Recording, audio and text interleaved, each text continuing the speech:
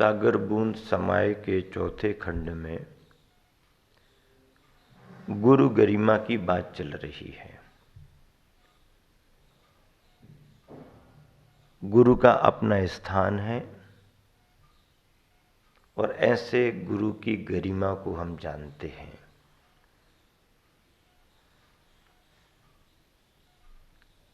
गुरु हमारे मोक्ष मार्ग के पथ प्रदर्शक होते हैं।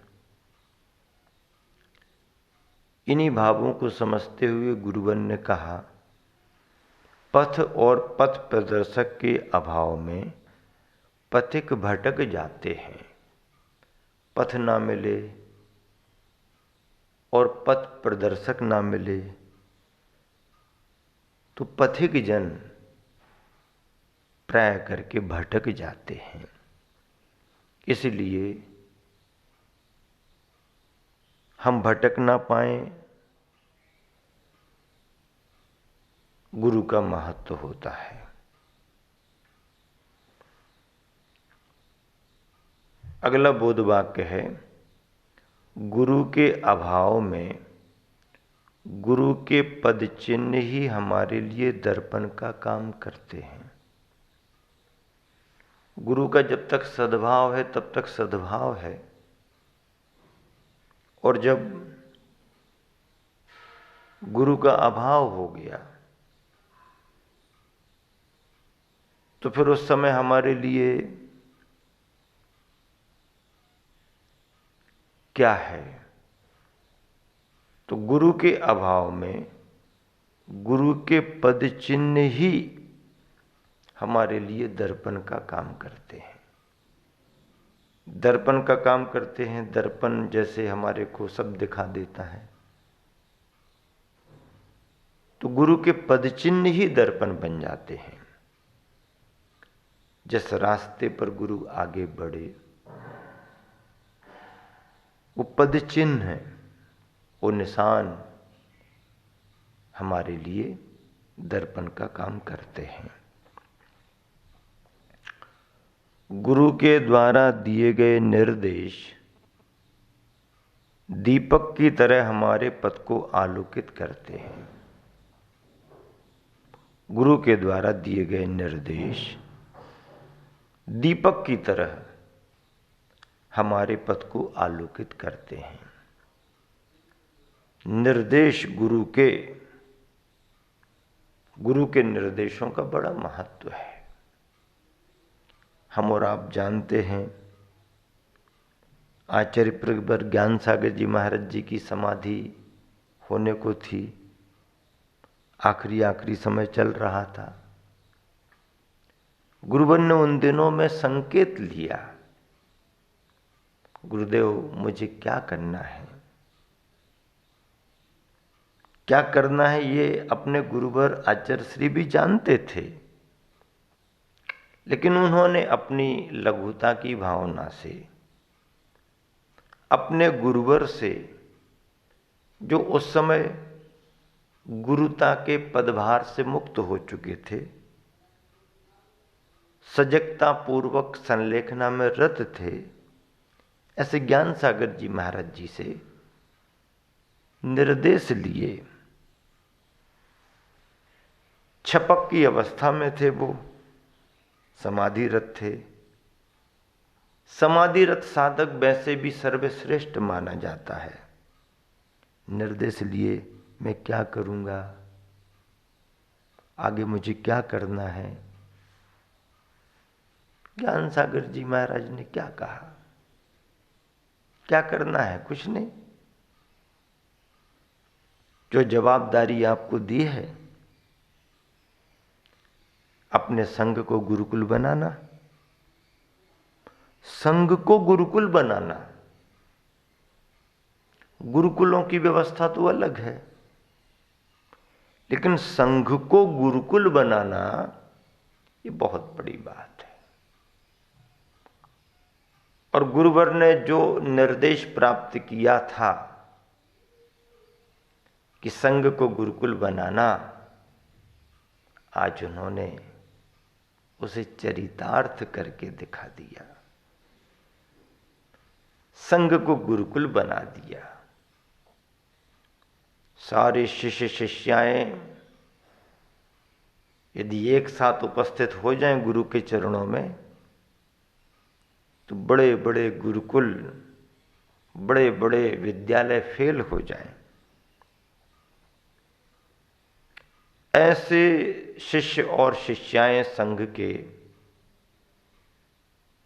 चलते फिरते आचार्य श्री के गुरुकुल हैं।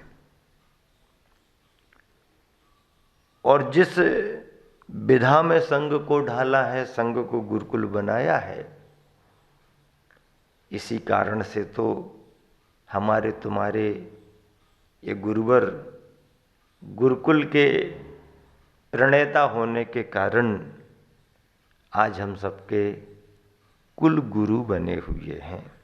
गुरुकुल और कुल गुरु, तीन तीन पीढ़ियां गुरुवर का यशगान गा रही हैं। तीन तीन, कहीं कहीं तो चार चार पीढ़ियां गुरुवर की वरदानी छांव तले आशीर्वाद ले रही हैं। तो ऐसे गुरु की गरिमा को समझना और उस गरिमा से अभिभूत होना बहुत बड़ी बात है। गुरु के द्वारा दिए गए निर्देश दीपक की तरह हमारे पथ को आलोकित करते हैं, रास्ते को प्रकाशित करते हैं।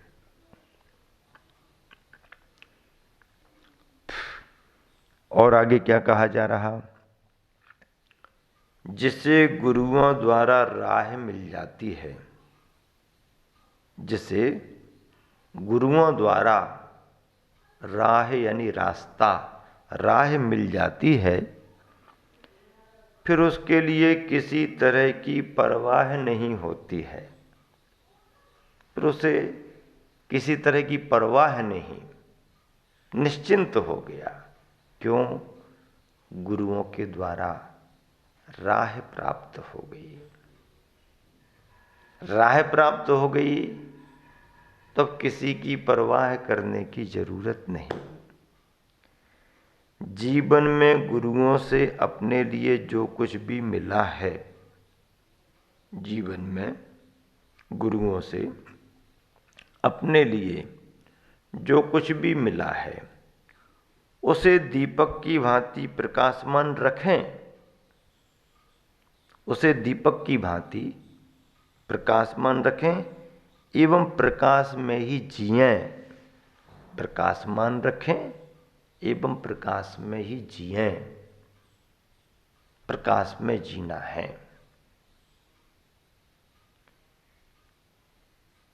जो भी मिला अपने को गुरु से, जो मिला, जितना मिला,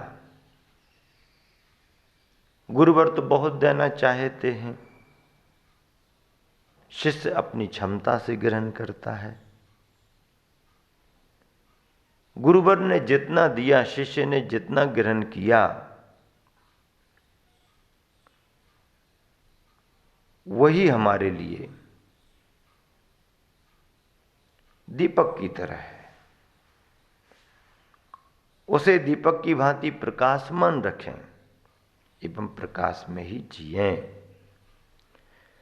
वास्तव में गुरु वही है जो अंतरंग में छाए हुए अंधकार को दूर कर प्रकाश प्रदान करते हैं।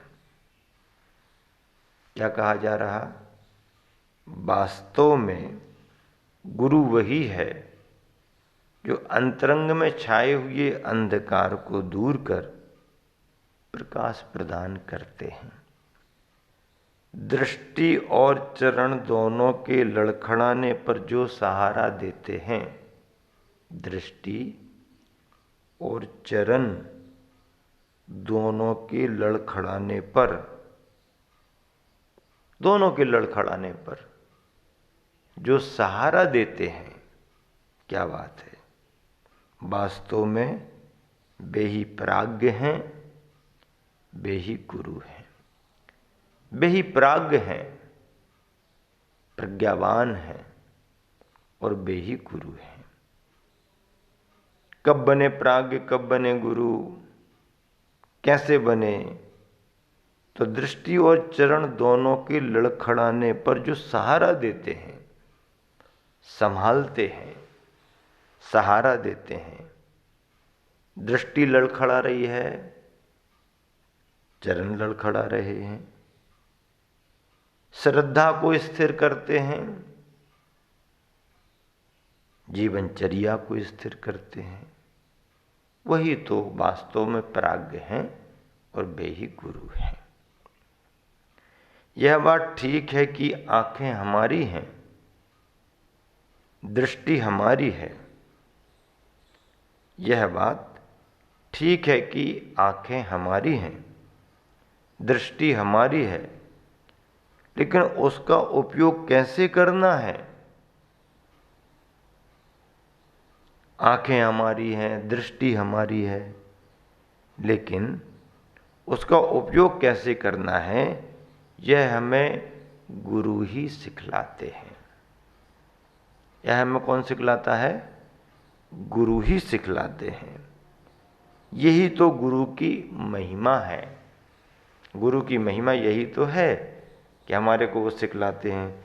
आंखें हैं तो आंखों का उपयोग कैसे करना, दृष्टि है, नजरिया है, तो उसका कैसे उपयोग करना, तो प्राप्त साधन का उपयोग कैसे करना, यह बात तो गुरु ही सिखलाते हैं। यही तो गुरु की महिमा है। सावधानी से चोट देकर पतितों के जीवन की खोटों को निकालने वाले, सावधानी से चोट देकर, चोट तो देना पड़ती है पर सावधानी से देना पड़ती है। सावधानी से चोट देकर पतितों के जीवन की खोटों को निकालने वाले, पतितोद्धारक वे शिल्पी गुरु ही हैं। पतितोद्धारक वे शिल्पी गुरु ही हैं, जो बदले में कुछ भी नहीं चाहते। इतना बड़ा काम कर दिया, खोट निकाल दी, फिर भी बदले में कुछ नहीं चाहते। इतना निस्वार्थ कर्तव्य, इतनी सजगता से किया गया कार्य, फिर भी कोई अपेक्षा नहीं। धन्य है उन गुरुओं की महती अनुकंपा को। धन्य है उन गुरुओं की महती अनुकंपा को। महान अनुकंपा है गुरु की। हाँ, ऐसी वैसी बात नहीं है, महान अनुकंपा है गुरु की। अगला बोध वाक्य है, मिट्टी के अंदर कई तरह की शक्तियां विद्यमान हैं। मिट्टी के अंदर कई तरह की शक्तियां विद्यमान हैं। वह यदि दलदल बन सकती है तो कुंभ भी। क्या कह रहे हैं गुरुवर? कि मिट्टी के अंदर कई तरह की शक्तियां विद्यमान हैं। वह यदि दलदल बन सकती है तो कुंभ भी। कुशल कुंभकार का योग पाकर, कुशल कुंभकार का योग पाकर वह पतित मिट्टी भी, क्या? कुशल कुंभकार का योग पाकर वह पतित मिट्टी भी पावन कुंभ बन जाती है। वह पतित मिट्टी भी पावन कुंभ बन जाती है। मिट्टी तो मिट्टी है, कीचड़ भी बन सकती है और कुंभ भी बन सकती है।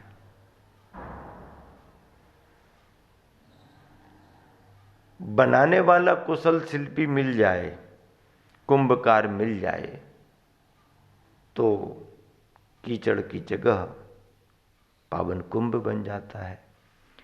हमारे गुरु आशावान नहीं, हमारे गुरु आशावान नहीं बल्कि आशा पर नियंत्रण रखने वाले होते हैं। हमारे गुरु आशावान नहीं बल्कि आशा पर नियंत्रण रखने वाले होते हैं। आशा नहीं, गुरु और आशा नहीं। नासा दृष्टि प्रभु की है, गुरु मार्गदर्शन देते हैं। गुरु मार्गदर्शन तो देते हैं पर स्वार्थ नहीं है, निस्वार्थ भाव से देते हैं। इसलिए कहा जा रहा हमारे गुरु आशावान नहीं बल्कि आशा पर नियंत्रण रखने वाले होते हैं। गुरु कृपा के उपरांत भी आलसी की कभी उन्नति नहीं हो सकती। गुरु कृपा के उपरांत भी आलसी की कभी उन्नति नहीं हो सकती। हाँ, आलसी है तो आलसी की उन्नति नहीं होती। अगला बोध वाक्य है, शिष्य वही कुशल है जो उपदेश में भी आज्ञा आदेश को निकाल लेता है। क्या? शिष्य वही कुशल है जो उपदेश में भी आज्ञा आदेश को निकाल लेता है। उपदेश में भी आज्ञा आदेश बहुत बड़ी बात है। दोहा है गुरुवर का लिखा हुआ, दया धर्म बर धर्म है,